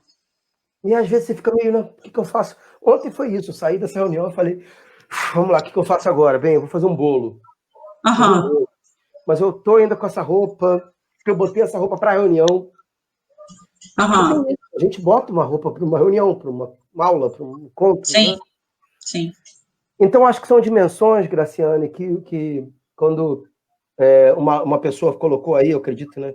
Tem professor que está postando vídeo e mandando só, né? Que está fazendo vídeo e mandando, Sim. Né? E eu sei que tem pessoas que estão... Óbvio que tem colegas que estão também, nesse momento, num certo manejo que é não sei o que fazer, mas também o que eu fizer, o que eu puder fazer é suficiente, né? É óbvio que tem todas essas dimensões aí. Uhum. Né? Nada é isso ou aquilo. Mas eu acho que tem muito de aprender o que fazer. Né? Uhum. Quando fala essa coisa, os colegas estão botando um vídeo e mandando, botando aula, gravando aula e mandando, né? A gente estava tendo essa conversa na Universidade Federal agora, né? É muito difícil você fazer aulas, né, síncronas, né? Síncronas. Uhum. Eu pedi assim, ó, galera, eu vou estar nessa ferramenta aqui de 8 às 10, de 8 às 10 eu vou falar sobre o texto do Fanon, e aí isso vai ser a nossa aula dessa semana. É muito difícil para todo mundo participar disso. Às vezes, a possibilidade é assim, olha, galera, eu vou ficar por meia hora ou 1 hora aqui, tá? Mas antes eu vou colocar um áudio com uma explicação sobre um texto, e vocês ouvem, e a gente aqui vai tirar dúvida e conversar, dialogar sobre isso. Né? Eu acho que são ferramentas que a gente vai tentando tatear. Sim. Né? Vai descobrindo como fazer. Então, eu acho que esse desgaste, ele está também nos consumindo um pouco, por um lado, metodologicamente, por outro lado, simbolicamente, né? Tudo isso que eu já falei, e por outro, politicamente. Porque politicamente o que também está em jogo é pensar qual o lugar do professor e da professora Isso. como sujeito político nessa sociedade virtual. E como é que nós nos apresentamos no espaço público dessa forma? É um pouco eu vou pegar só um pouquinho aí essa questão do vídeo, né? Que tem professor só enviando vídeo. Eu queria colocar uma coisa aqui, até a título até da gente conversar mesmo, né? Tudo é na questão da conversa. Tem professor que está mandando vídeo, mas o mandar vídeo é altamente exaustivo. Parece que não, mas você parar para gravar. Eu comentei mais ou menos de uma profissional que falou que ela está gravando à noite, por causa dos barulhos. Eu vi um vídeo essa semana que eu morri de rir, porque a gente tem que rir, né, diante disso tudo. A professora lá na frente, até foi a Vanelli que compartilhou, e foi assim, pelo Facebook que ela compartilhou. A professora foi colocando as casinhas e foi cantando e falando para as crianças das casinhas. De repente, não sei se você teve essa oportunidade de ver esse vídeo, as casinhas começam a cair. E aquilo vai dando nervoso nela, e ela fica tentando botar, eu estava com um durex, eu acho, copo, não sei, tentando segurar as casinhas. De repente ela pega aquelas casinhas, aquela pancadão nas casinhas, e com aquela raiva, né? Porque é altamente cansativo. Ele tem que se preocupar com a roupa que ele está vestindo, com a forma com que ele está falando. Não é fácil estar aqui na frente de uma câmera, né, falando com uma outra pessoa, ou com uma pessoa que você nem está vendo, né, que aqui pelo menos eu estou vendo o Alexandre. Nesse caso, vocês estão me vendo, mas eu não estou vendo vocês. Vocês estão vendo o Alexandre, mas a gente não está vendo, não está sabendo as reações. Não é fácil. E aí você imaginar como é que essas crianças vão receber. O profissional que trabalha na educação básica, ele precisa, quer dizer, eu acho que todos, né? Mas o professor que trabalha na educação básica, na educação infantil, ele tem uma característica assim, ele tem que cantar musiquinha, né? Da educação infantil e dos primeiros anos do fundamental, ele tem que cantar musiquinha, ele tem que acolher, ele tem que se aproximar, ele tem que ver se tem alguém chorando, se tem alguém, né, que está com saudade de mãe, de pai, ele tem toda uma movimentação corporal e de afetividade, que quando ele está na frente de uma câmera, não tem o feedback imediato, como eu falei anteriormente, né, a professora falou assim, eu me senti uma idiota, porque estava todo mundo com a câmera desligada, sabe lá quem estava me ouvindo. Qual é a reação das pessoas que estavam me ouvindo? Será que alguém estava me ouvindo mesmo? Estava todo mundo jogando, todo mundo com o áudio desligado, eu estava falando à toa para ninguém. Então, assim... E esse vídeo viralizou, pelo que você está falando. Esse da casinha, sim. Da casinha, sim. Ou seja, uma coisa que aconteceria numa aula para 20, 30 pessoas, para crianças, agora é algo que está... Todo mundo viu. Exato. Exatamente. Então, é uma exposição enorme que a pessoa enfrenta ali, então não é fácil. Então, gravar uma aula por um professor, gravar uma aula, primeiro que essa questão de aula não é bem assim como, né, o Alexandre tem destacado aqui um pouquinho na nossa conversa. O fato de você estar na frente de uma câmera e depois você não saber a consequência daquilo que vai, né, para a casa das pessoas, para a mente das pessoas, é muito, muito complexo, não é fácil, é uma exposição muito grande. Fala, uma coisa que eu tenho escutado de mais de uma pessoa, né? Quando eu estou dando aula, eu não me vejo. Eu não me vejo. Eu não sei quais são os meus trejeitos, quais são os meus cacoetes. Exato. Eu tinha um professor que falava assim, eu só consigo dar aula quando o Graciane entra na aula. Estou falando de coração, professor da faculdade. Ele dizia assim, só consigo dar aula quando você está em sala, porque eu sei exatamente se a aula está boa ou está ruim. Porque, pessoa louca, que tudo aparece aqui nesse rosto, tudo que eu estou pensando aparece aqui. E aí ele me sinalizou isso, que quando eu estava na aula, ele conseguia ver o feedback imediato do que estava acontecendo. O professor precisa disso, ele precisa saber se a pessoa está entendendo, né? O Alexandre até já falou um pouco sobre isso, mas eu acho que é importante falar, principalmente quando você fala que está só gravando aula, porque existe um mecanismo ali que está expondo esse profissional, inclusive, eu falei também na outra live sobre isso, até questão de tempo. Tem mãe reclamando assim, poxa, a aula deveria durar 1 hora, né, ou 40 minutos, está durando meia hora. Absurdo, está durando meia hora. Cara, mas ficar meia hora na frente de um computador, falando para a criança, não é nada fácil, não. Concentrar essas crianças esse tempo todo não é fácil. Você começou logo perguntando, será que o tempo, quanto as pessoas vão aguentar nos ouvir por tanto tempo? Quanto tempo que as pessoas vão aguentar nos ouvir, né? Então, é uma preocupação. Desculpa. Não, pode falar. E eu acho que tem uma questão que é importante ser colocada, que é do princípio ético, que o que começa e encerra no espaço de uma aula em um território definido, como uma sala, por exemplo, tem uma grande possibilidade de começar a encerrar ali, com as reverberações sendo individualmente produzidas. Nessa ferramenta, e eu tenho escutado isso com a minha companheira, de outras pessoas, o quanto custa gravar um vídeo, né, para publicá-lo? Primeiro, tem uma crítica que na aula vai ser a posteriori. Eu saio de uma aula, às vezes, assim, o que o seu professor faz, todos nós fazemos, né? Eu olho para alguém, o que ele fazia com você, eu olho para o fulano, né? Às vezes eu estou lá na sala, eu olho para o Gersinho, para o Matheus, eu falo assim, a cara do Matheus está me dizendo que está tudo uma droga, né? Mas eu vou elaborar sobre aquilo. Eu acabei de filmar um vídeo de meia hora para uma aula, que eu vou encaminhar para uma turma. Bem, eu vou ver esse vídeo, né? E mais do que isso, eu vou me ver. Isso. Eu já tenho escutado relatos de colegas falando, vi, achei uma droga, refiz. Vi, fiz outro.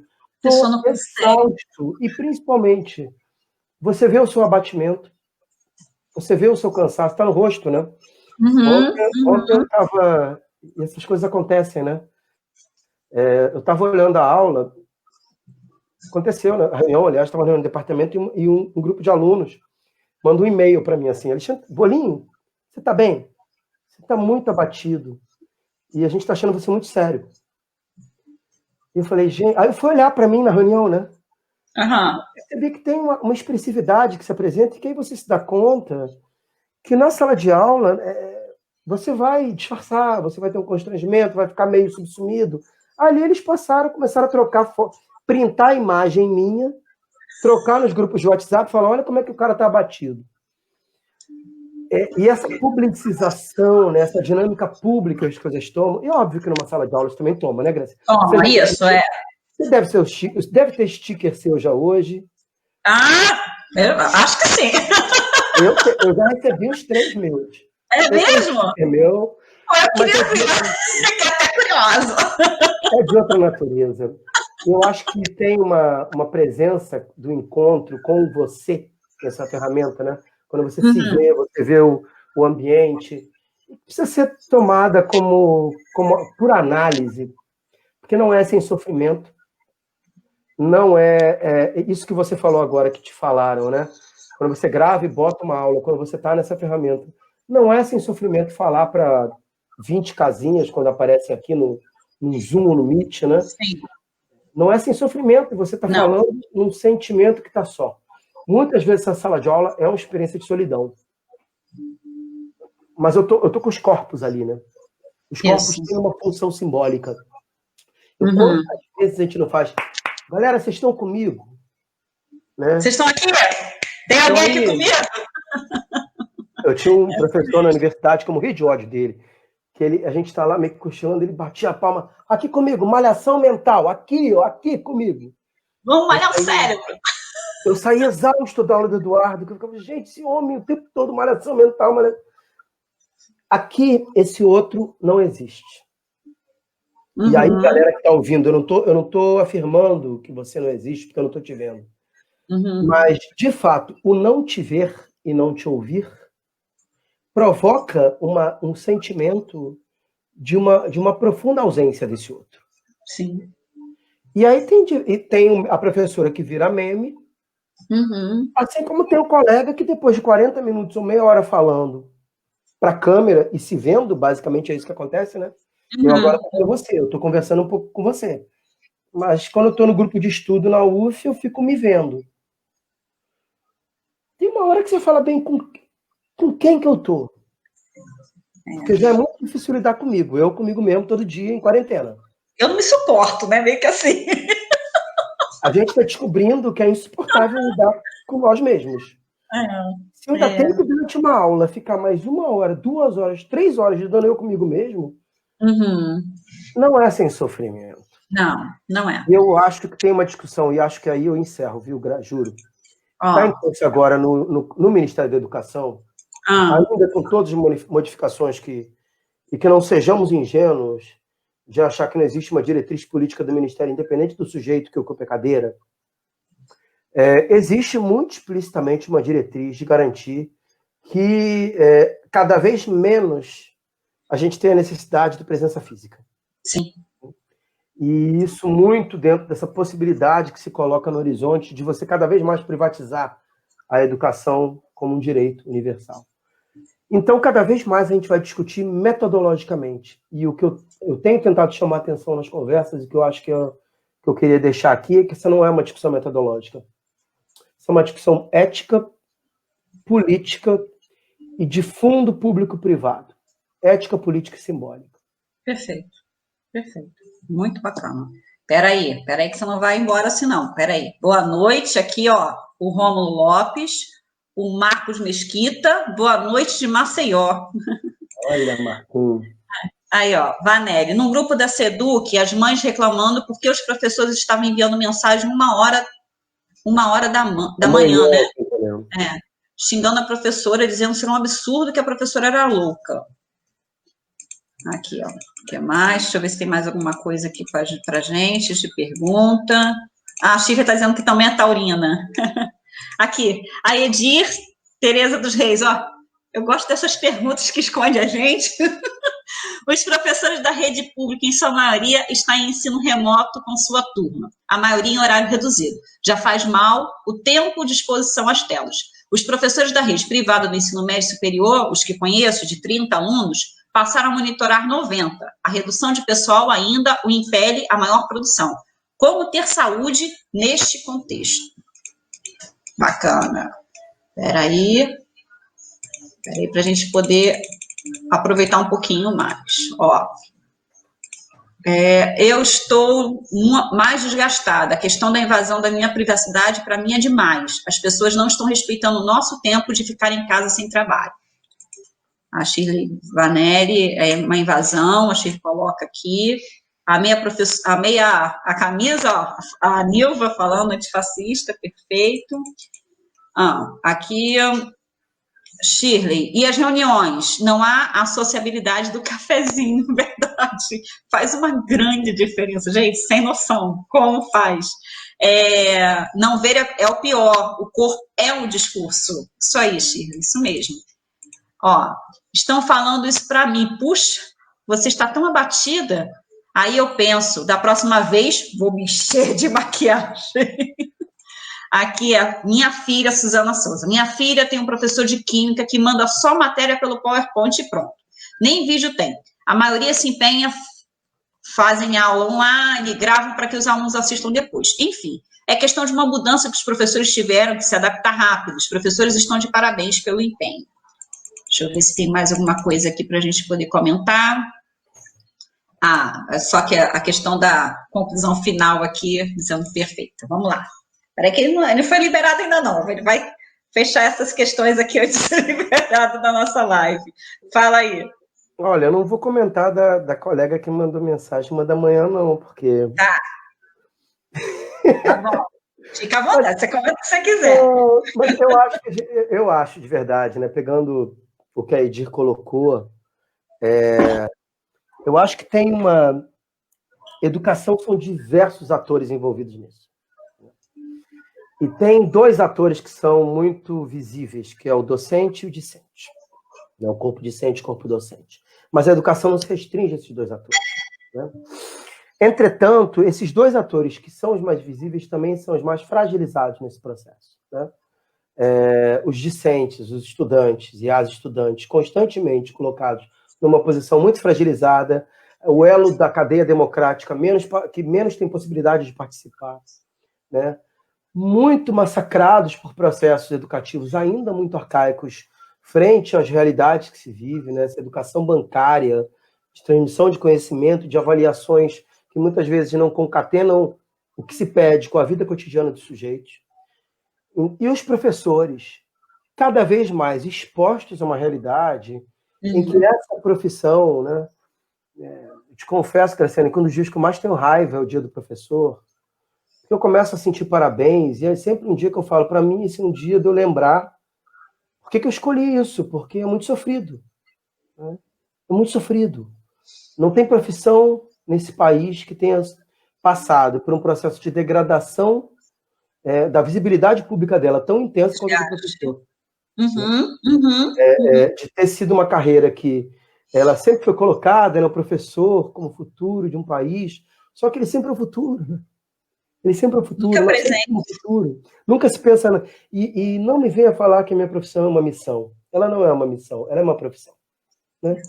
E aí, isso que a Edir colocou, né, de 30 a 90 alunos, né, e de repente, dessa ideia de que se eu estou em casa, tanto faz se eu tenho 10 ou 20, 30 ou 90, ela é uma ponta de lança disso que a gente vai ter que enfrentar agora. Que é a ideia de que se a gente só vai fazer uma discussão metodológica, e se os corpos não estão mais presentes, podem ser 30 ou podem ser 90. E aí o que eu acho que é um pouco da pergunta, da questão que a Suzana traz, e que é uma questão absolutamente pertinente, né? Manda só PowerPoint, muitas vezes soa como uma leniência, ou uma displicência, ou quem manda minha mensagem 1h da manhã, que soa como uma ausência de respeito. Eu acho que pode falar de múltiplas possibilidades, e uma delas, inclusive, é que os colegas e as colegas e nós não estamos sabendo lidar com essa situação. É importante lembrar, né? Muitos de nós já estávamos em sala de aula em fevereiro. Sim. Eu ia entrar em sala de aula na semana que começa a pandemia.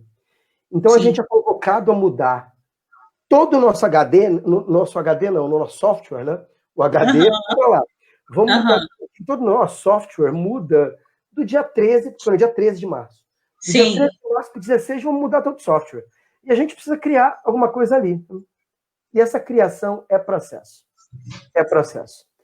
Eu tenho uma tendência, que eu deixei para o final a falar, a achar duas coisas. É um processo irreversível, no seguinte sentido.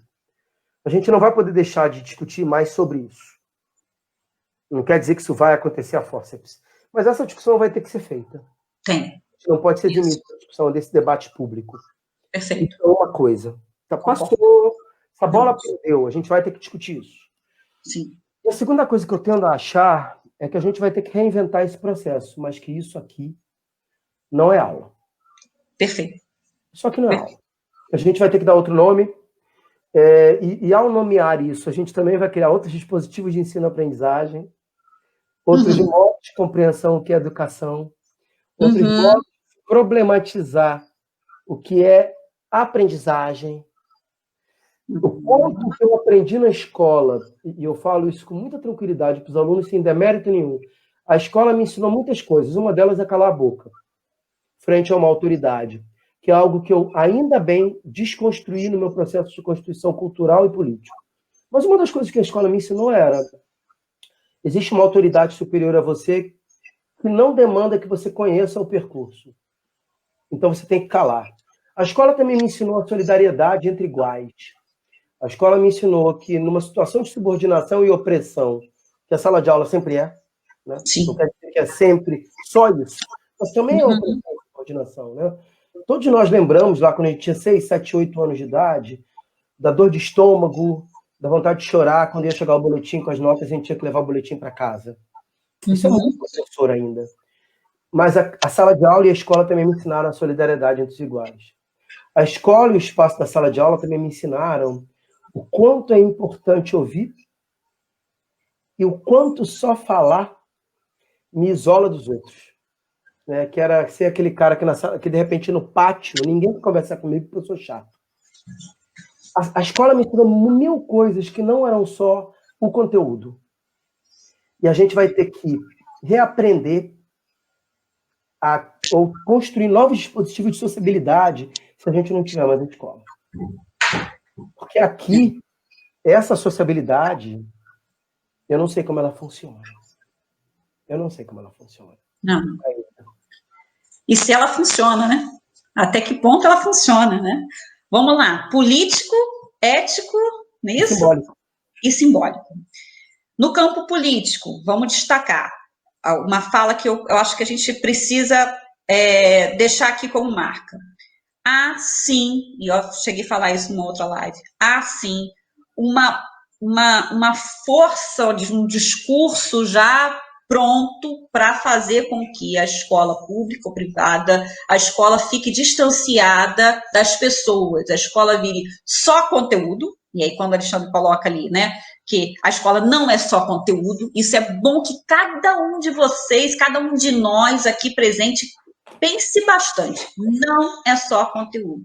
E que conteúdo é esse quando a gente fala assim, a escola privada está dando conteúdo e a escola pública não está dando conteúdo, né? Que conteúdo é esse? Né? O que é isso? Que produção de projeto de humanidade, de pessoas, de geração a gente está construindo com isso? Então, assim, um discurso político forte, nos destruindo, nos colocando, enquanto educadores, num processo de cada um na sua casa, homeschool, escola em casa, você faz a educação domiciliar e basta você ensinar conteúdos e preparar para uma prova simbólica e aquilo ali vai fazer a peneira e vai dizer se você vai ser um bom sujeito, vai ter dignidade de trabalho ou se você vai ficar no subemprego, né, porque você já está com essa marca aí, social.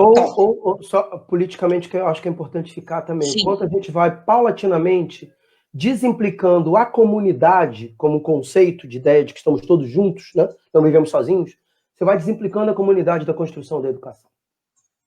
Ficamos cada um no nosso quadradinho aqui. Cada um no seu quadrado, cada um na sua individualidade, cada um com o seu grau de competitividade, né? Porque cada vez mais se produz competição. com esse tipo de, né, porque eu tenho, ou então eu estou numa escola privada, eu tenho conteúdo, você está numa escola pública, não tem conteúdo, e aí por aí vai, né, eu tenho recurso daqui, recurso lá. Bem, essa é bacana a gente conversar, falar sobre isso, do político, aí tem o ético e tem o simbólico, que ele falou. Então, você conclui aí para a gente poder deixar uma mensagem final. Antes, deixa eu só ouvir aqui a Shirley. Professor Alexandre, suas colocações foram ótimas, será preciso um olhar muito mais apurado para as subjetividades de cada pessoa. E a Vanelli, não é aula, é outra coisa. Vamos ter que renomear, professor Alexandre. E a nossa amiga Hanna Paula Bersotti também destaca aqui, que live maravilhosa. Bem, pode finalizar aí com uma mensagem final. Acho que, eticamente, a gente precisa pensar, historicamente, com todas as suas contradições, a educação foi um espaço que pensava-se mais inclusivo possível, né? Como trazer mais pessoas para um universo do pensamento, da reflexão e da vida coletiva da sociedade, né? Quando eu falei isso, a gente não vive sozinho. Acho que, eticamente, a gente precisa repensar como é que a gente pensa essa ferramenta de forma inclusiva. Tá. E, simbolicamente, que conteúdos que, historicamente, foram parte do nosso processo de socialização estão sendo modificados. Escuta, comunicação, diálogo, troca, encontro, trabalho, tudo isso está no bojo de uma reflexão que precisa ser feita e ainda precisa ser feita. Num universo que é sempre importante lembrar, né, Graciane? Freud falava que quando você deixa por longos períodos de falar de uma coisa, ela deixa de existir. Né? Falando muito do que aconteceu na Europa em certo momento pré-nazista, quando deixou de se falar de coisas que estavam acontecendo lá, né? Para quem nunca viu um filme chamado A Tabacaria, é um filme que está na internet, que mostra o Freud vivendo os últimos anos em Viena, vendo a invasão nazista. Né? A gente precisa falar que a gente está vivendo uma era de repressão, de combate e enfrentamento ao pensamento. Como se pensar fosse acessório, né? Para que refletir, para que pensar? E eu acho que, simbolicamente, essa morte do pensamento, ela se concretiza no quanto a gente tem banalizado processos profundamente violentos. Eu ainda estou processando o que foi como parte da comunidade fluminense, da comunidade carioca, né? E lutando por esse pensamento, para que ele não fuja de mim. Eu estou processando o que é o clube mais popular do país voltar a jogar futebol do lado de um hospital de campanha. O hospital de campanha, historicamente, é construído em lugares de guerra. O que significa isso? Isso. Perfeito. Perfeito. Cheguei a ficar muda agora. Obrigado a você pelo convite, pela atenção, pela gentileza. E eu que agradeço. E a todo mundo que participou pela paciência. Perfeito, teremos que nos reinventar. Pessoal dizendo aqui que vai ver depois, Isabel, a Ruth Ramiro esteve aqui conosco também, e a Isabel Tubino, achei ótimo esse finalzinho, só consegui entrar agora, não tem problema. Parabéns, excelente live, reflexiva, real e envolvente, a Vanelli termina. E eu agradeço de todo o coração por essa oportunidade ímpar que você trouxe aqui, de tantas reflexões, por você ter aceitado esse convite, estar aqui conosco, conversando. Olha, nós mantivemos bastante público aqui, ó, você pode ver que a gente começou, e a gente tem a oportunidade, depois, começamos mais ou menos com esse número, e estamos mantendo, nós temos depois isso no YouTube, tá? Você vai ficar lá exposto lá no YouTube e também no nosso Instagram, ok? Toda a sua fala, e olha, de coração, muito obrigada. Tá? Valeu, Graciane, obrigado a todo mundo aí. Cuidem-se, né? Cuidemos-nos.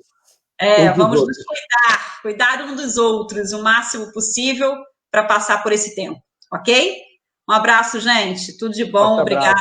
Obrigada, professor Alexandre. Amanhã a gente tem live também, hein? Não perca não, acompanha nossos canais. Obrigada. Valeu, gente.